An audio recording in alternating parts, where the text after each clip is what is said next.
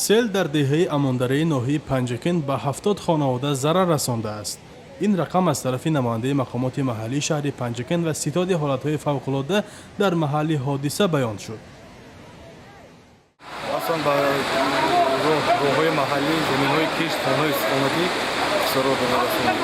از اولی ساعت‌های سر دیدن آفت‌های طبیعی با سپارش رئیس کمیسیون حالتهای فوق‌العاده شهر رئیس شهر پنجکن محترم اسلام زیادزاده کمیسیون حالتهای فوق‌العاده از روی حادثه دیدن کرده فعالیت برده ایستادند. عین زمان طبق سپارش رئیس کمیسیون رئیس شهر تکنیک‌های پرقدرت آمده برای برقرار نمودن راه و دیگر کارها سفربر شده فعالیت کرده ایستادند. این سیل تخریبکار بعد باریدن باران پرشدت شام 26 ایون به دهه امانداره جماعت اماندره آمده است. در لحظه های اولی آمدن سیل 10 خانه زیر لای و گیل غلیظ مانده پهنای آن نصف دهه را فرا گرفته است. ضرر شده است. 6 گکتار زمین کارم همین خواجگی قشلاق اول برآورد. ببینید من این چند تا مردم بالا ولی اینجا خودمون نمایان نه الان بالا به چه خاطر ضرر برآورد.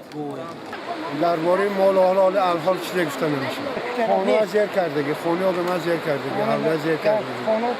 مدون دو تا اتومبیل انیق آب بود. دو اتومبیل.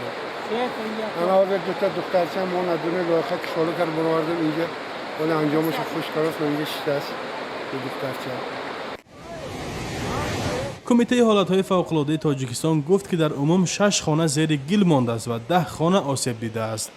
آب سیل قسمتی از درگاه سیلگذر را ویران کرده است و در نتیجه کشتزارهای مردم و چند راهی بین روستاها در جماعت اماندره را ویران کرده است. عین زمان در محل حادثه کمیسیون کمیته حالتهای فوق‌العاده کار میکند.